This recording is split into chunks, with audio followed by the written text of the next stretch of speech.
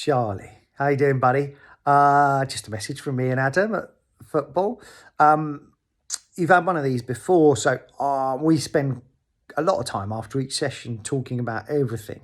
We don't talk about the matches much. We talk about each of you within the context of everything we're doing.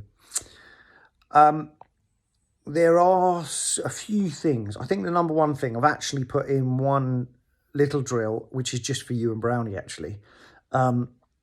And it's that thing of playing at the back, and it's going to come more and more important when you go and play 11-a-side.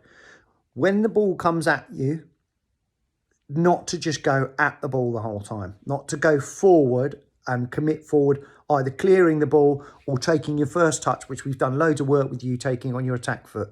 The next level is to start scanning the space. So when you're getting those balls, you'll see it in the drill. It's just a little example, and they're very easy balls that I'm dealing with. The thing to practice is someone really hurling the ball at you. Some are going to come at head height. Some, if you scan properly, you'll be able to get out of the way.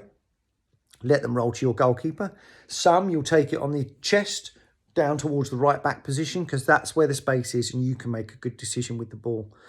Maybe you need to roll out left, pop it back to your goalkeeper, and you'll see on that video that I'll then run out and be available for a pass again. But that is the difference as you grow up. And it used to be that playing at the back was a much easier position. But now, because everybody's got to be able to play, it's much harder. It's not just about going and clearing your lines. It can be really hard, because most parents who are watching football are shouting, get it out at you. But to play at that next level and to be a proper defender, it's all about that composure. So it's different scanning as a midfielder, but very much the same rules are applying. You're going, where's the space? Where can I take my first touch to give me a bit more room? Can I play at line? Is the ball inside? Not, do I need to recycle? Which means start a game with the goalkeeper. We'll do bits of this because very little time in futsal, but I would love us to get into the idea of recycling and starting again and being much more patient. And we'll do a lot of that this term and a lot of rotations. I'd like you to come out of that left back position that you get comfortable in. Everybody's got like a little sweet spot where they like to hang out. That's one for you, but we'll keep pushing on that this term.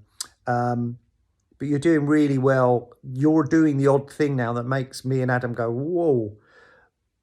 Really accepting the ball on your left foot, going down that wing, taking yourself into uncomfortable positions. Really focus hard, stay with us in every session. You can just see that moments where it is knackering, and I just see as soon as you get a little bit tired that your concentration goes a bit. When you're on it and at it, you're doing absolutely brilliantly. So, and this is going on quite a bit now, but I just want to encourage you the right way, because I can see it in all the footwork drills. I can see that you can do all of it. It's just that confidence and repetition and keep going with your footwork. But you're doing a brilliant job. It's brilliant to have you in the group, and we're looking forward to seeing you next week. All right, cheers, buddy. See you. Bye. We've done this loads at futsal. George's going to show us. Just move it around, George, and I'll talk through it. You can see that he's just getting used to these little movements. Out to the side to orange and then forward to blue. That one is the really difficult one. He moved his right foot forward so he can go red X. Oh, beautiful, George. Really, really can see how hard that is. It's fine. It's totally fine to lose that control. You are... It's not about whether you can or you can't do these things. I heard lots of you say, oh, I can't do that one when George goes behind and goes to the red. If he puts his right foot forward, do that difficult one for us, George. Really difficult, that movement. But my goodness, you did a brilliant job there. Lose control a bit. It's not that you can't do it, your body's just not used to it. Your body will get used to it with all that practice. But this is just so good to get your feet used to these little movements. We've just got this habit when we're practicing our football to use in movements that are big lunges, big steps, constantly moving the ball to whack it, to shoot it, to hit big passes. This is how you increase your technique. This is how you get better. These little movements, putting your body in unfamiliar situations, is how you get really good footwork. George is actually doing a brilliant job here. But just go at the speed that's good for you. This is so good. I would do it over and over again. Have a little go on your less favourite foot, George. Okay. Very good. Yeah. Just going to get stronger and stronger doing this. It's a balance, really. All about that standing foot and that balance. But this is so good. If there's only one exercise that you do when you're on your own, this is the one that I choose. Practice over and over again. That's fantastic on your weak foot. Really, really good. Thank you, George, but please do practice this one. We'll come back to it again and again in our warm-ups to get our footwork really sharp. Well done, George. Okay, so this is for you boys who are playing a lot at the back, and it's for your transition to 11-a-side. Now, what happens if we imagine I'm playing centre-back, when the ball comes at me, we're going at the ball the whole time. If you throw the ball at me, George, I'll just show you. Control the ball. At the ball, attack, ready to play. Do a couple more, George. Nothing. Throw it down. Attack and play. And just the next level of this is to get really aware. You can see these two cones. I'm going to imagine that these are defenders. See those, George? I'm going to imagine that they're attackers coming at me. Just want you to get used to the ball coming at me and using the outside of my foot to get away, okay? And moving into the space, having the option to go back to my goalkeeper. One more. And then the other way. Just practicing that movement over and over again. You've got that comfort, when you can go away, you can clear out, you can go back to your goalkeeper, but constantly practice moving into the space. You're not attacking the ball, going at the ball, using that touch to get away. Where's the space? Scan. Can I come back here? Move away from that attacker, go back to my goalkeeper, then open out and see the pitch properly. But it's all in those movements, being really smart, so we don't just see an attack, go at the ball, possibly lose it to those attackers who are coming at us. We're really scanning, looking, can I drop out here, take a touch, go back to my goalkeeper, open out and get ready to play again. It's become such a big thing that for you when you move into 11-a-side. Just having not always attacking the ball, going at it, looking to clear, looking to go forward with our first touch, which you've done brilliantly. We've taught you so much about using that attack foot. With the defender, it's all about that calm, looking over my shoulder, going, okay, the space is towards right back. I can move down there. Is the ball up the line on? No. I'll go back to my goalkeeper, I'll play out. It's just, come, just throw one more at me, George. So I look, I can see space here, I can see space here. Let's see where the ball comes at me. Towards my left side, I'm going to take it out, look for that channel pass, is it on? No, I'm going to come back, and then I'm going to work back and get in position to receive the ball again. But it's that next level, scanning the whole time. Where's the space? Can I play out?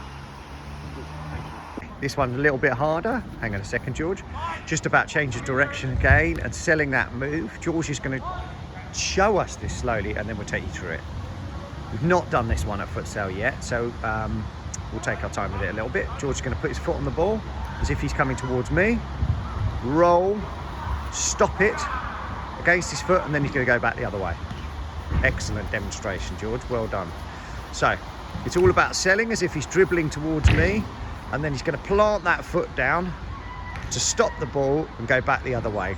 Let's see if we can do it a tiny bit quicker, and we'll have a few goes, George. Drag and then take it away. Really nice, really nice. You have to do this really slowly just to get used to that movement. Once you drag, your foot comes over and stops the ball. Have another couple of goes, George. Really good. Whoa, it's definitely sold that. Lovely to see that right shoulder coming down. Love that, the drop of the shoulder, come down and then push away, coming back the other way. Have another go. Lovely. Lovely little sharp movement of the ball. Get away. Good, thank you, George. Very, very difficult to do this on your less favourite side, but you do have to practice. Have a go, George. It'll be probably hard, but slow it down. It's all right. Have another go. Slow down the movement on the ball. Just get used to your body doing it. Very good. There you go. And then you can quicken up as you get more comfortable. As George feels, there you go. That's beautiful. As with all these things, when you're on your own, the key thing is to practice. It's so funny. I said this before, but even when we're in the garden on our own, we get self-conscious and we shouldn't. So George, when he's on his own, should be practicing on this side because it's the one that he finds really hard. There's no one watching. There's nothing to be, well, you should be trying it at futsal because we're never going to have a go at you and no one's going to criticise you. We want you to try the things that are really difficult. It's going to make such a difference to your game if you keep practicing those things that are difficult, and that means going on your less favourite side all of the time. Really good stuff, George. Well done.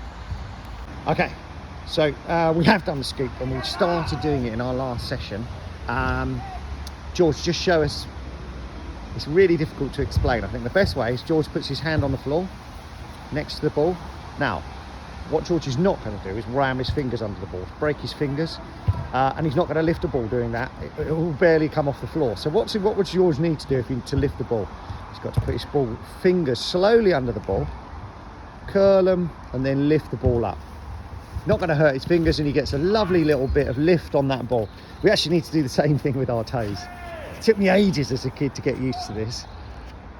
Slowly lift, and your toes are going to do that same thing. So let's see what it looks like with your feet. Because if George just rams his foot under the ball, show us what that looks like. He doesn't get much of a lift. You're going to hurt your toes. Let's see what it looks like. And you won't get that same amount of control. The beautiful thing, the same with your fingers, is when you slowly lift with those toes. Show us, George. Oh, lovely. You're much more in control as how much lift you get. And in futsal, most of the time, we'll work on lift passes the more we go through the sessions actually this term. But all you really want to do is, if I get a foot there, is just lift it away from that outstretched leg. Beautiful. It's such a good way of beating your player. I absolutely love doing this, even out of futsal. I'm in a tight spot and we're playing out on grass. You guys are playing on your Saturdays, Sundays. It's such a good way of evading those tackles. It's so difficult for defenders. Even when you're squeezing between two defenders, you can lift the ball. So all you want is that little bit of elevation. We've got these little cones here. It only needs to go that high to get away from your defender. And George can lift. Beautiful. And he's away. That's perfect amount. If you scoop it too much, the ball's in the air, gives the defender a chance to recover. Yeah, that's not going to work. Looks lovely. And it might work for a longer pass, which again will work on this term. But actually all he wants to do is lift and get away. So show us lift and get away, and maybe get a shot off this time, George, if I come around. Lovely lift. What a great strike. Super. Thank you, George. There are two things, I think. Well, this one being number one, actually. When we're doing our futsal, your first touch needs to enable your second touch. And all that means is, if I hit the ball at George, and he's going to control the ball, okay? Now, I remember getting taught as a kid to control the ball by stopping it dead, and that's not what we want to do. I'm going to show you what I mean. George, I'm going to hit the ball to George. George now cannot do anything. The ball is stuck underneath him, so he's got to now move it in order to dribble, shoot, pass. So George, let's have another go. That's a position we don't want to get in. And yes, we do want you to use the bottom of your feet, but I'll show you what futsal players do every time when they control the ball. They stop the ball, but it's one continuous movement. They then move it so they can do everything that they want to, or anything that they want to do with their second touch. If I hit you, George, there, he just used the bottom of his foot to roll the ball away. And that meant that George can now shoot, pass, dribble, but all three of those should be an option for you. We've spent loads of time, so if I get George to do it on his attack foot, so you're going to go that way on your attack foot. Lovely. That isn't always going to be an option. It's what we want you to try and do if you can, is to open your body. It's what we spent a whole term doing, getting you to move in your attack foot. It might not always be an option. So it may be that you need to turn it a different direction. But what we've got to make sure we do is we don't get the ball stuck under us. Show us what that looks like, George. He's got, really difficult now for George to move out of that position. Unless he can do the futsal roll in one movement and get himself away. But let's just try a few different versions of George. Just first of all, try at the bottom of the foot, move away, futsal style.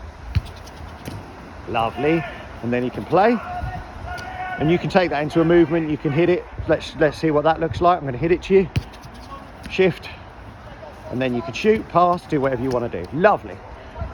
What are the other versions of this? So I'm going to hit it to you, try and use a different part of your foot to enable you to have that second touch. There you go, outside of the foot. Can we go the other way?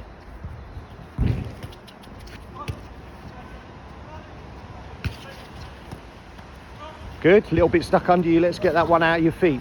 The key thing, George, come here a minute. So if we go back to our cones, George is on the spot. You actually want that, he doesn't want that ball stuck right underneath him. He needs that first touch to get him out of the cone. So I'm going to pass you the ball, George. And you just want that first touch to take you away. Lovely. And out and ready to play. So on the move, ready to play with the option to dribble, pass or shoot. Lovely, lovely little shift. It's so simple this, but I would say it's the number one area where we're getting a bit stuck in our futsal. So simple, but just constantly work on it. My first touch is what allows, it's almost like an assist for your second touch. Allows you to do anything you want to with your second. Dribble, pass, shoot. One more, George. Lovely. Good, just practice it relentlessly. Thank you, George.